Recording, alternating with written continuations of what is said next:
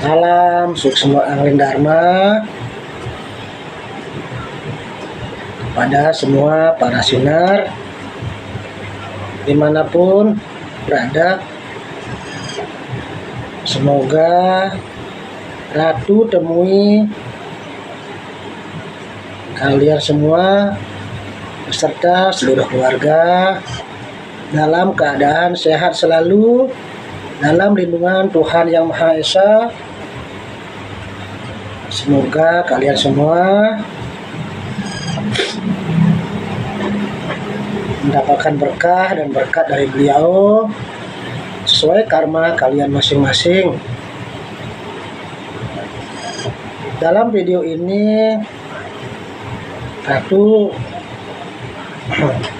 memberikan wejangan ataupun tuntunan maupun petunjuk kepada para sinar sebagai abdi Ratu, sama seperti yang sudah lewat-lewat, yang mana kunci dasar kita sebagai seorang spiritual adalah satu, mempunyai suatu jiwa tulus dan mempunyai rasa atau jiwa keyakinan, jiwa tulus dan jiwa yakin. Karena bagaimanapun seorang spiritual sejatinya adalah orang-orang yang tabah, orang-orang yang ikhlas, orang-orang yang mempunyai suatu kesadaran lebih tinggi daripada yang lainnya. Pertama adalah bagaimana jiwa ikhlasnya, jiwa bersyukurnya, jiwa ketaatan, ketundukan dan baktinya ke depan Tuhan. Jadi jangan pernah mengaku seorang spiritual kalau kita sendiri dalam pola pikir, dalam ucapan, dalam kelakuan kita jauh daripada ciri-ciri seorang spiritual, yaitu mempunyai pola pikir yang bijak, bajik, penuh dengan cinta welas asih, jiwa penolong, jujur, tulus dan bersyukur tersebut. Samping itu kita ucapan, tata titi, etika bicara bagus, sopan, tidak suka berkata kotor, tidak gampang kita berkata kotor, atau kita berucap sering merendahkan orang lain yang membuat hati atau perasaan orang lain kecewa, sakit hati. Dan juga dalam hidup perilaku kita lebih banyaklah cerminan orang-orang yang tentunya bisa bikin orang lain bahagia, senang, bukan sebaliknya ucapan atau perbuatan kita membuat orang lain tidak senang ataupun mungkin menderita akibat kata-kata ataupun perbuatan kita. Jadi belajar spiritual itu intinya adalah bagaimana manusia dalam praktiknya itu harus lebih baik. Karena katanya kita belajar.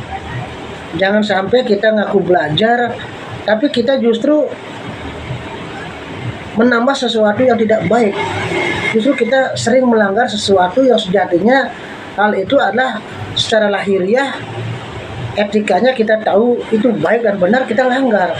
Contoh misalnya kita datang ke rumah orang, secara lahiriah etikanya kan kita kan minta izin dulu yang punya rumah, apakah saya bisa berkunjung, apakah bisa saya datang, apa tujuannya dan waktunya dan harinya itu jam berapa.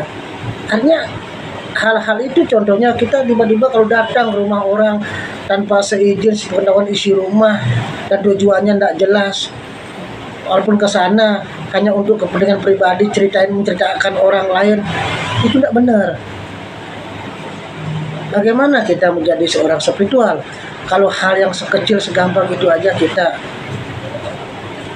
tidak paham, tidak mengerti, apalagi yang lainnya. Ratu mengingatkan kepada semua para sinar, kalau memang merasa menjadi orang belajar di sini, jangan suka kita membiasakan bicara ini membicarakan orang lain. berusaha janganlah kita membiasakan membicarakan keburukan orang lain yang belum tentu itu buruk, karena kita belum tentu itu benar buruk, karena kita kan tidak tahu aslinya seperti apa. Jangan mudah kita cari kesalahan orang lain, apalagi kita menceritakan sesuatu aib orang, ya, ataupun mencari-cari celah orang salah, ataupun memang orang salah kita ceritakan. Apa tujuannya dulu? Hati-hati kita, jangan kita mudah terpengaruh oleh orang-orang yang punya jiwa-jiwa seperti itu. Karena kalau kita sering membicarakan kesalahan orang atau mencari-cari kesalahan orang, itu sama saja artinya kita jadi orangnya yang buruk, kita banyak terbatas. Jadi jangan pernah kita membiasakan membicarakan orang lain, mencari-cari kesalahan orang lain, apalagi buat apa tujuannya? Kalau orang belajar spiritual adalah belajar untuk memperbaiki diri. Kalau ada orang siapapun yang barangkali sinar mengadu cerita ini cerita itu, jangan langsung mudah menerima. Ibarat kita makan pisang, teliti dulu apa motif tujuan orang menceritakan keburukan orang, apalagi menceritakan keburukan gurunya. Barangkali manusia memang tidak ada sempurna, karena kita tidak sempurna itulah mestinya kita saling mengingatkan. Guru ini manusia biasa masih, walaupun ada guru utusan pasti punya kesalahan, tapi paling tidak kesalahan itu diminimalis. Artinya kita berusaha, jangan sampai hal-hal mendasar. Namanya belajar spiritual, kita bukannya berubah menjadi orang yang lebih baik, kita malahan menambah hal yang buruk, seperti kita kebiasaan memberitakan orang lain yang buruk. Itu aja banyak motivasi orang itu karena kepentingan pribadi, hatinya tidak puas, mungkin ada unsur pribadi, jadi bisa menceritakan keburukan orang yang belum tentu itu benar juga. Kita hati-hati, jangan kita nama dosa juga. Itu karena apa Ratu bicara dalam konteks ini, karena Ratu tidak mau kita di spiritual seperti ormas atau yang lain atau mungkin di masyarakat sering ceritakan begini. Nah, di sini kalian belajar untuk memperbaiki diri, perbaiki diri dalam diri. Jangan suka menceritakan.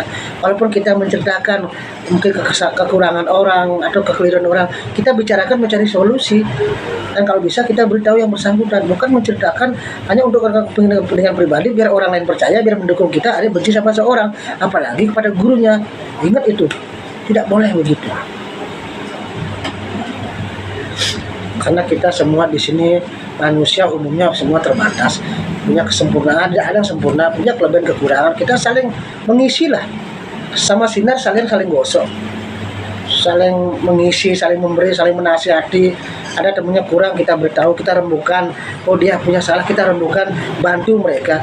Bukan kita membicarakan kesalahan orang hanya untuk kepentingan pribadi. Intinya siapa orang yang suka menjelek-jelekan orang, mencari-cari kesalahan orang hanya untuk kepentingan pribadi, sejatinya kalian yang banyak terbatas. Hati-hati itu. Dalam hidup kalian selalu akan mendapatkan banyak kesulitan kalau begitu caranya. Ya, itu aja pesan dari guru. Semoga para sinar tetap semangat dan yakinkan Tuhan itu tidak jauh dari kalian. Beliau ada di sini. Ada di sini, ada di mana-mana.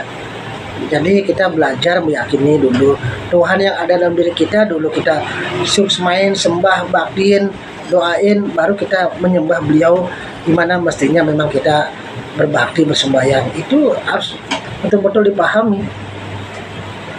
Nah, itu aja pesan dari Ratu. Semoga para sinar tetap semangat. Jangan karena ada persoalan hidup kalian justru jauh daripada beliau.